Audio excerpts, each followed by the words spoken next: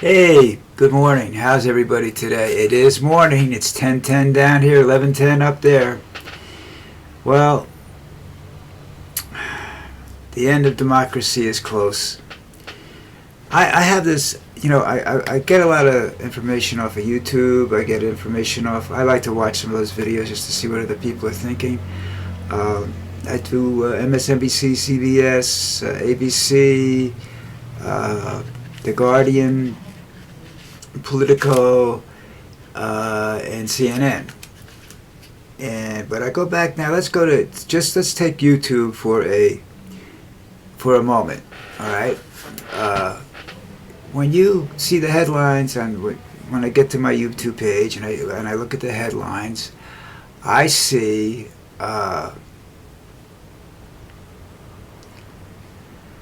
Trump embarrasses himself. Trump does this. Trump does that. Yet, it doesn't seem to be affecting anybody. Videos of Trump being an asshole. And the reason is they're cuts, okay? And they're cut, in some cases, even though they're done by professional people, they're not perfect. You can see the flicker, you know it's a cut. And that makes people wonder, people like me. Now, I know Trump is an asshole. I know he's a scumbag. I know he's a lowlife. I know all of those things. But this doesn't seem that this is affecting anything, I think it would be better if they showed people evidence of his debauchery, evidence of his failures and whatnot, and brought people on to discuss it bring opposite opinions on, rather than just do this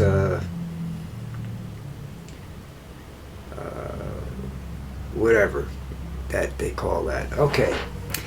Now, there was a lot of good football games yesterday. I picked my first game to watch was I watched the Tampa Bay Buccaneer game, and I watched them lose, but it was a good game. And the thing was about that is that you look at that game and you say, no, I don't know, this shouldn't be a good game because the Buckers don't have anybody.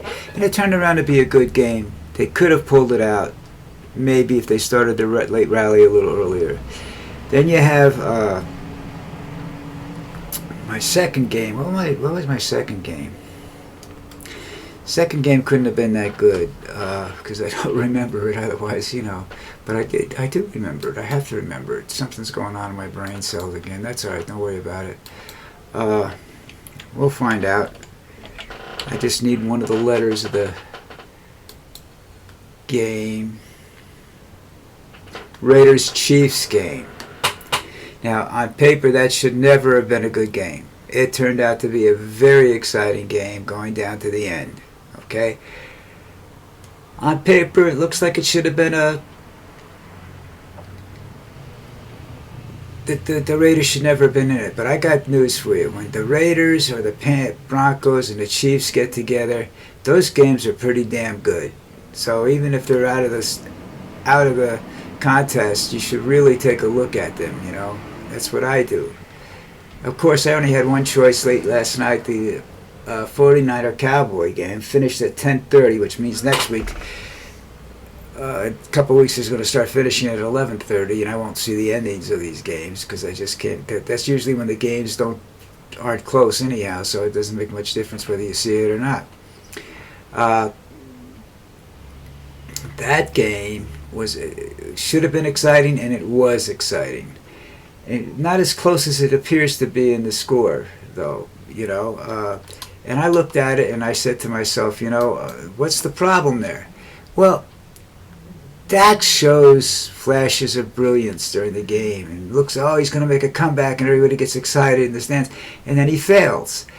That's what he does. Now don't know whether that's, you have this great execution, the whole team, and then all of a sudden there's no execution, and plays that should have worked don't work.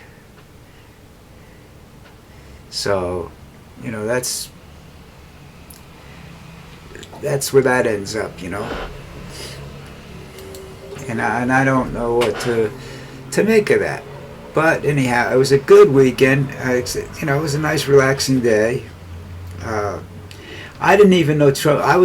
Didn't even know Trump's rally was Sunday. Not that I could care less. I say I'll watch Kamala. I'll try to watch. I'll make an effort to watch Kamala tomorrow night, but I will not make an effort to watch Donald Trump do anything. Even if he says he's going to concede, I'm not going to watch it, because then I could become a witness to horrible acts. I know I'm not going to be called to testify, but I just don't want those things burned in my brain. He said. I'm not sure if this was the Rogan interview or if this was at the came off the stage, that he's opening to eliminating income tax. Okay, you eliminate income tax. That's just wonderful. How in the hell are you going to fund anything in the United States government, the military, or anything else? Where do you think this stuff comes from? This money, this thing called money. You just make it up and it just appears out of nowhere? Doesn't work that way, you dumb shit. God, I can't believe he's so stupid as to say something like that. Because he says things he's going to do, but he has nothing to replace him.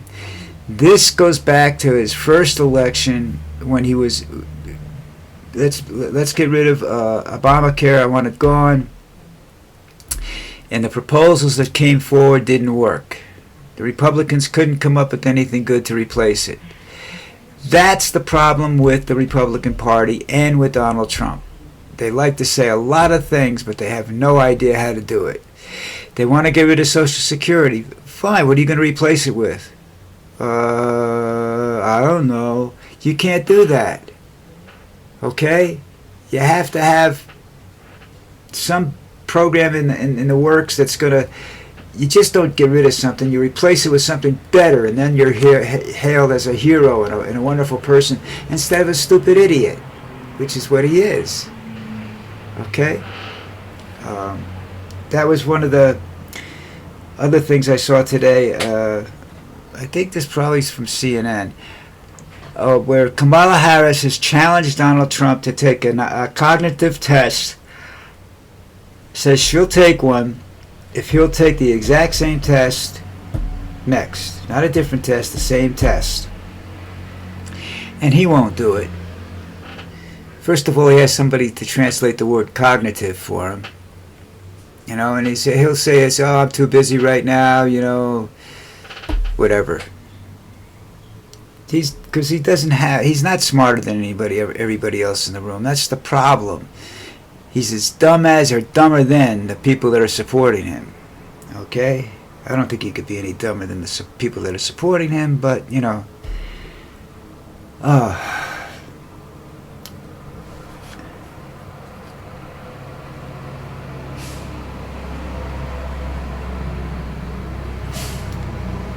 this next item is one that I think we all realize, that Trump's not going to concede this election. That there's going to be some sort of violent issue at the end of this, I don't know what it's going to be, but who knows, I just know he won't concede the election. His stock is upwards of $6, and that just represents billions of dollars for him, nobody else. So, he's getting richer and richer by the election already, even before he gets in there. Tech billionaires are calling him up, wanting to make deals, This is Donald Trump. He's a deal maker. He's a hustler. He's a street hustler. That's what he does. He hustles people. Lucy came in to say hello. Sorry. Excuse me. You always have to say hello to Lucy. She doesn't get on this camera very often. I don't know whether the camera adjusts for her or not. Oh, yeah, there it goes. There she is. She just comes in once in a while to say hello. She's got a bed in here so she can come in and spend time with me. She doesn't really do that much anymore. She's pretty much, stays on my bed, or her bed is on my bed. See, literally, I have a bed on my bed. That's for Lucy. Okay, she's had enough of me. She's gone. All right, let's put this back up so I don't have to bend so much. Okay, there we go. And I was talking about the money he's making without for him. That's like a super PAC. All that's money for him. He's been hawking garbage on the television, watches, trading cards, Bitcoin, a whole bunch of stuff. And, that's not going to work out too well.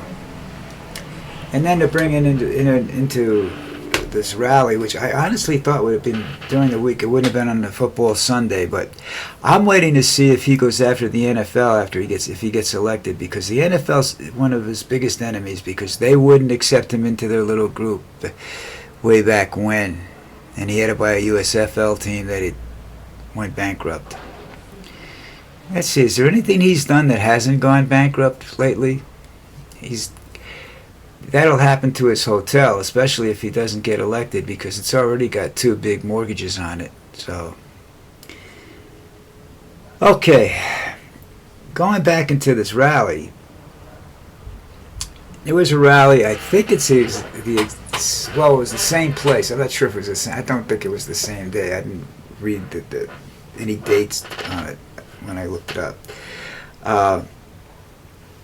And it was like an American First rally, back in 1939. And the American Nazi Party showed up. And it was a Nazi rally. Okay? Not an American Right rally, an American Nazi Party rally. Okay, they're there in their uniforms and whatnot. There are photographs of it. You can look it up. I'm not making this stuff up. Okay? There was a lot of, before World War II, there was a lot of conflict. The same with World War I. And you're having the issues now.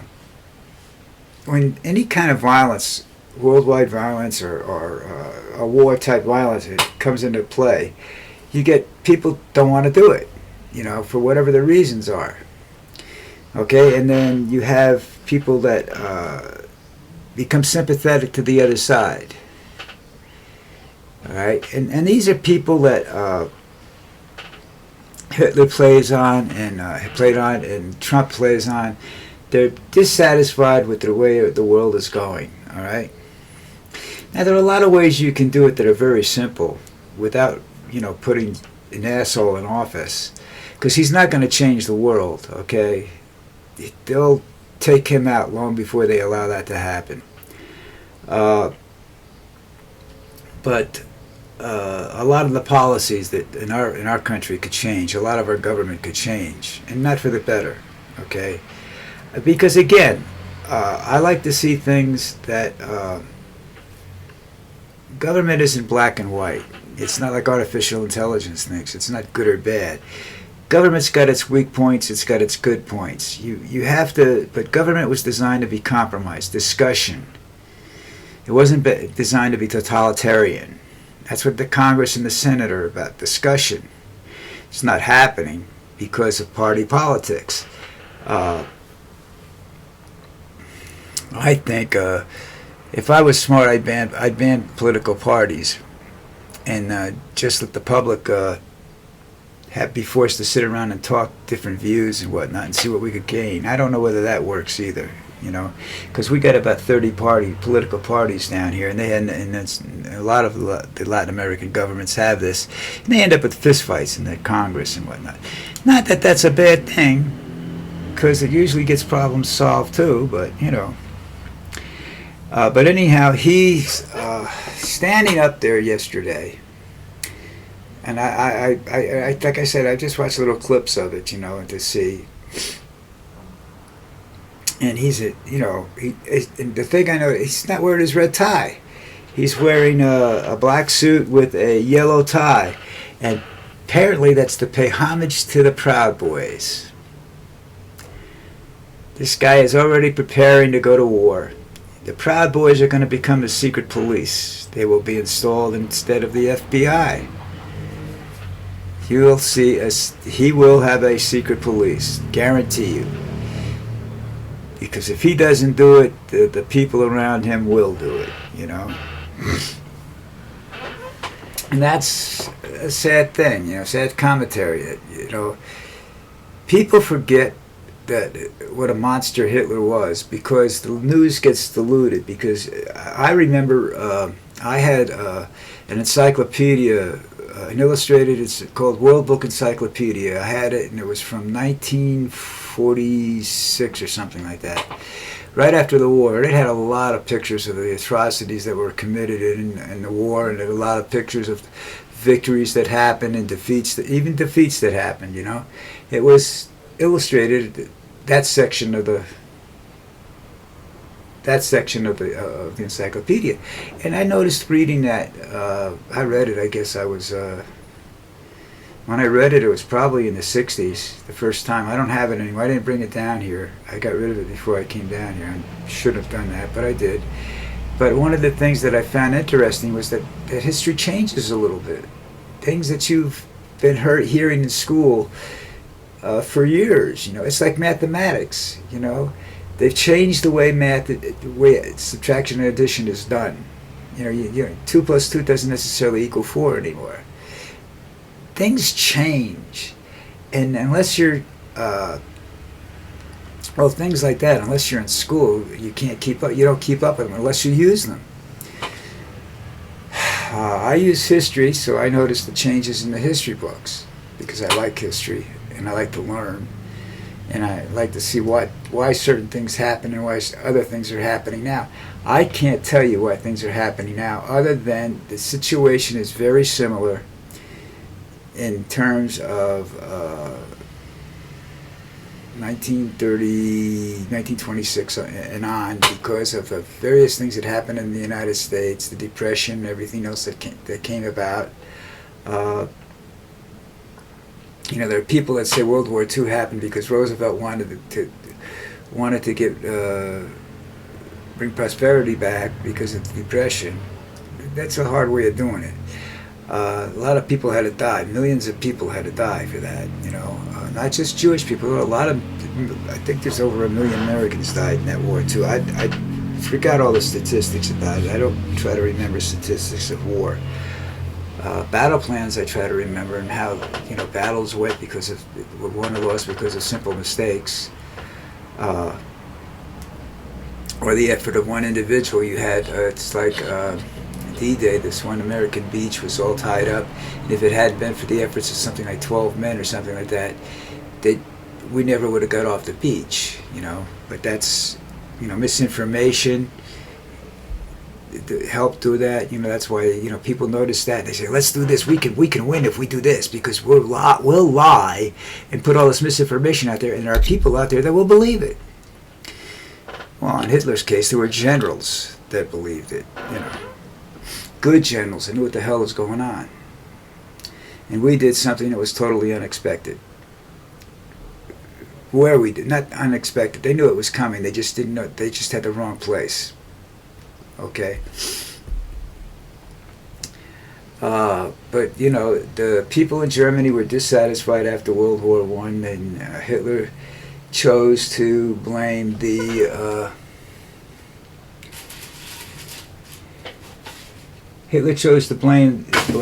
Jewish population, and they all know to the stores, and they were fairly educated and whatnot, and that's how that happened, and that's when they burned all the books. And DeSantis is like that in Florida.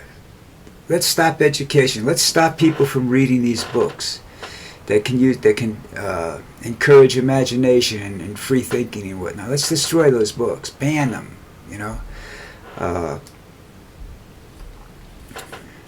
There has to be a better appeal process in the Supreme Court for a banned book. Okay?